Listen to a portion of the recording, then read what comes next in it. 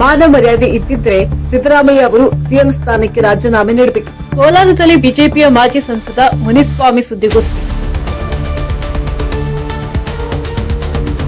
ಕೋಲಾರದಲ್ಲಿ ಬಿಜೆಪಿಯ ಮಾಜಿ ಸಂಸದ ಮುನಿಸ್ವಾಮಿ ಸುದ್ದಿಗೋಷ್ಠಿ. ಕಾಂಗ್ರೆಸ್ ಸರ್ಕಾರ 3 ವರ್ಷಗಳ ಸಾಧನಾ ಸಮಾವೇಶ ಮಾಡುತ್ತಿದೆ. ಕಾಂಗ್ರೆಸ್ನ ಶಾಸಕರು, ಸಚಿವರು ಬೇಲ್ ಮೇಲೆ ಹೊರಗಡೆ ಇದ್ದಾರೆ.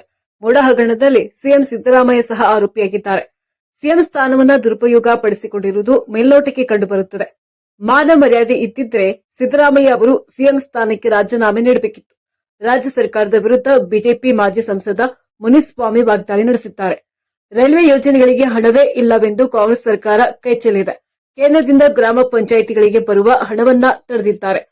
ರಾಜ್ಯ ಸರ್ಕಾರ 37,000 ಕೋಟಿ ಹಣವನ್ನ ಗುತ್ತಿಗೆದಾರರಿಗೆ ಕೊಟ್ಟಿಲ್ಲ. ಶುದ್ಧ ಕುಡಿಯುವ ನೀರನ್ನ ಜನರಿಗೆ ಕೊಡುತ್ತಿಲ್ಲ. ಹಸು, ಕುರಿ ಸೇರಿದಂತೆ ವಿವಿಧ ಲೋನ್ಗಳನ್ನ ದುರುಪಯೋಗ ಪಡಿಸಿಕೊಂಡಿದ್ದಾರೆ.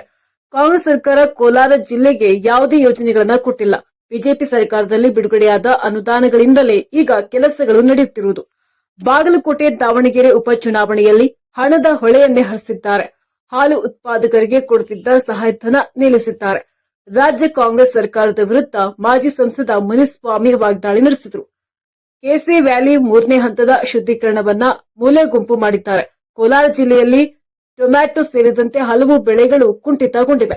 ರಾಜ್ಯ ಸರ್ಕಾರ ರೈತರಿಗೆ ಯಾವುದೇ ಸಹಕಾರ ಕೊಡುತ್ತಿಲ್ಲ. ಕೋಲಾರ ಜಿಲ್ಲೆಯಲ್ಲಿ ಯಾವುದೇ ಅಭಿವೃದ್ಧಿ ಕೆಲಸಗಳನ್ನ ಮಾಡಿಲ್ಲ.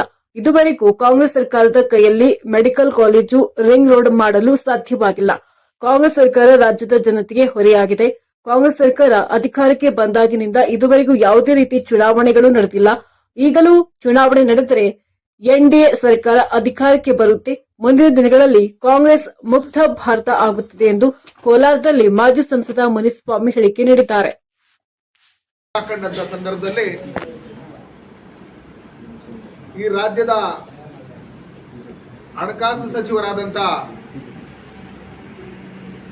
ಸಿದ್ದರಾಮಯ್ಯನವರೇ ಸೈನ್ ಹಾಕಿ ಹಣ ಬಿಡುಗಡೆ ಮಾಡಿರೋದು ಅದು 180 ಕೋಟಿ ಅಲ್ಲ 80 ಕೋಟಿ ಅಂತ ಹೇಳಿ ಅವ್ರು ಒಪ್ಕೊಂಡಿರ್ತಕ್ಕಂಥದ್ದನ್ನ ನಾವು ನೋಡಿದ್ದೀವಿ. ಇವತ್ತು ಯಾರೇ ಒಂದು ವ್ಯಕ್ತಿ ಸಣ್ಣ ₹1, ₹5 ಕಳ್ತನ ಮಾಡಿದ್ರೆ FIR ಆದ್ರೆ FIR, ಅವ್ರನ್ನ ಅರೆಸ್ಟ್ ಮಾಡಬೇಕು, ಬೇಲ್ ಮೇಲೆ ಅವ್ರ ಈಚೆ ಕಡೆ ಬರ್ಬೇಕಷ್ಟೇ. ಆದ್ರೆ 80 ಕೋಟಿ ಹಣ ಅಷ್ಟೇ ಆಗಿರೋದು ಅಂತ ಹೇಳ್ತಾರೆ ಅಂದ್ರೆ ಬೇಜವಾಬ್ದಾರಿಯಾಗಿ ಉತ್ತರವನ್ನು ಕೊಟ್ಟು ಅವರೇ ಒಪ್ಕೊಂಡಿದ್ದಾದ್ಮೇಲೆ ಇದುವರೆಗೂ ರಿಸೈನ್ ಕೊಡದೆ ಅವ್ರಿಗೆ ನಾಚಿಕೆ ಮಾನ ಮರ್ಯಾದೆ ಇಲ್ದಿರೆ ಇದುವರೆಗೂ ಅವ್ರು ಸಿಎಂ ಆಗಿ ಮುಂದುವರಿತಾ ಇದ್ದಾರೆ.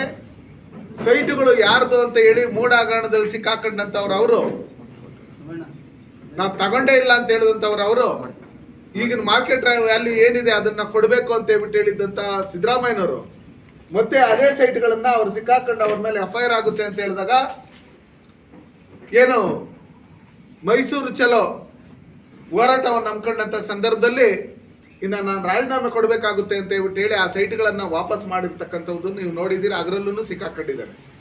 ಅದರಲ್ಲೂ ಅವರ ಮುಖ್ಯಮಂತ್ರಿ ಸ್ಥಾನವನ್ನ ದುರುಪಯೋಗ ಪಡಿಸ್ಕೊಂಡಿರ್ತಕ್ಕಂಥದ್ದು ಮೇಲ್ನೋಟಕ್ಕೆ ಎಲ್ಲರಿಗೂ ಗೊತ್ತಾಗಿದೆ.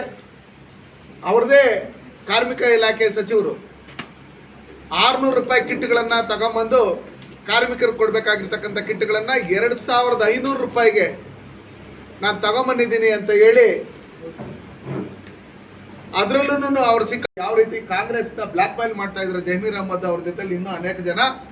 ಅದೇ ರೀತಿಯಲ್ಲಿ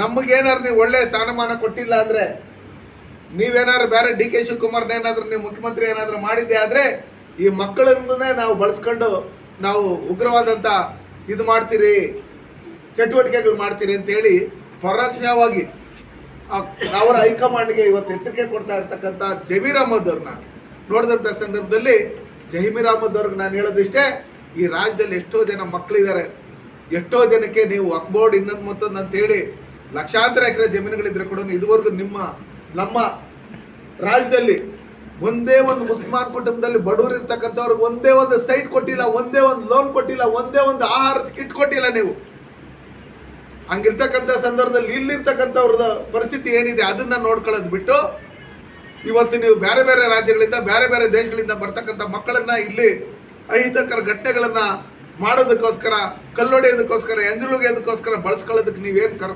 ಕರ್ಕೊಂಬರ್ತಾ ಇದ್ದೀರಿ. ಇದನ್ನೆಲ್ಲ ನೋಡಿದಂಥ ಸಂದರ್ಭದಲ್ಲಿ ಜಮೀರ್ ಅಹಮದ್ ಅವ್ರ ಮೇಲೆ ಕೇಸ್ ಮಾಡಬೇಕು, ಅವ್ರನ್ನ ಎನ್ಕ್ವೈರಿ ಮಾಡ್ಬೇಕಂತೇಳಿ ನಾನು ಈ ಮೂಲಕ ಒತ್ತಾಯ ಮಾಡ್ತೀನಿ. ಯಾಕಂದ್ರೆ ಈ ರಾಜ್ಯದಲ್ಲಿ ನಡೀತಾ ಇರ್ತಕ್ಕಂಥ ಚಟುವಟಿಕೆಗಳು ನೋಡಿದಿರಿ.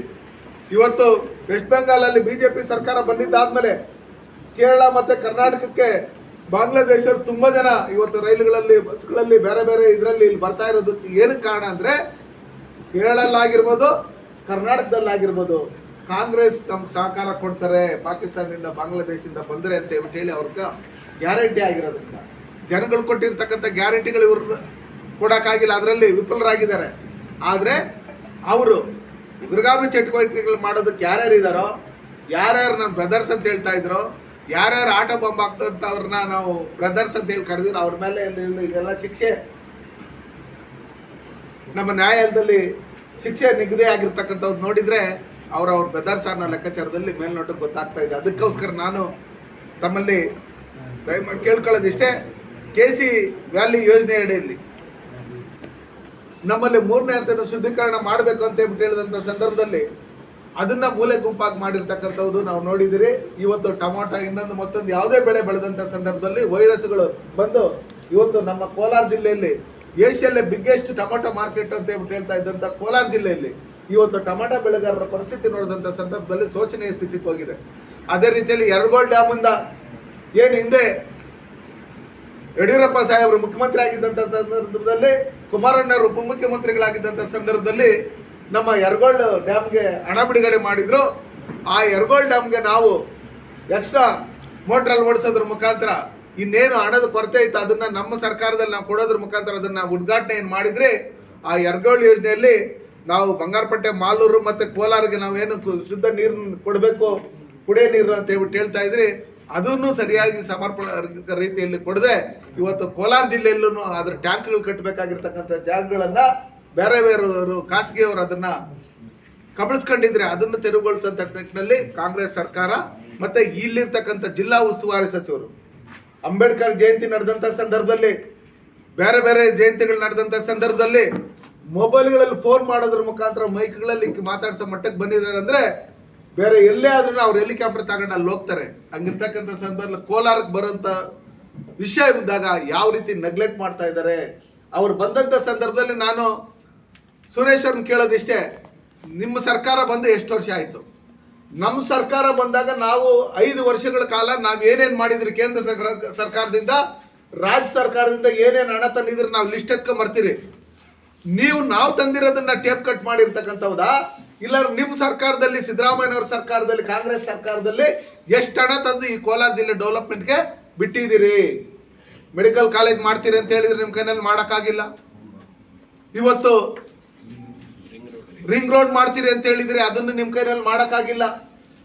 ಇವತ್ತು ನೀವು ಜನಗಳಿಗೆ ಸುಳ್ಳು ಭರವಸೆಗಳನ್ನು ಕೊಟ್ಕೊಂಡು ನಾವೇನು ಡೆವಲಪ್ಮೆಂಟ್ ಮಾಡಿದ್ರೆ ಅದನ್ನು ನಾವೇ ಮಾಡಿರೋದು, ಹಣ ಬಿಡುಗಡೆ ಆಗಿಲ್ಲ, ಅದಾಗಿಲ್ಲ, ಇದಾಗಿಲ್ಲ ಅನ್ನೋ ಲೆಕ್ಕಾಚಾರದಲ್ಲಿ ಸನ್ಮಾನ್ಯ ಬಸವರಾಜ ಬೊಮ್ಮಾಯಿಯವರು ಮುಖ್ಯಮಂತ್ರಿಗಳಾಗಿದ್ದಂಥ ಸಂದರ್ಭದಲ್ಲಿ ಚುನಾವಣೆಗೂ ಮೊದಲು ನಮ್ಮ ರಾಜ್ಯ